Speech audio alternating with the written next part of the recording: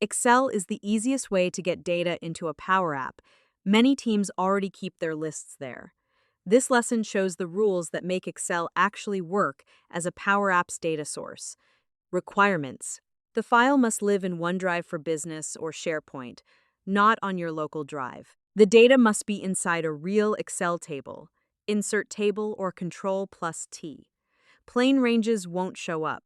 Each table needs column headers and a clear, descriptive name. Right-click the table name.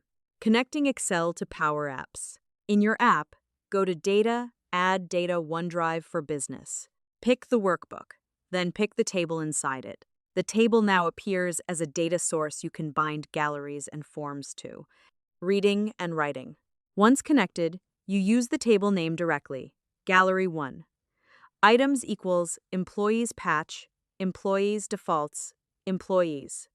First name, Ada, email, ada@x.com. Why?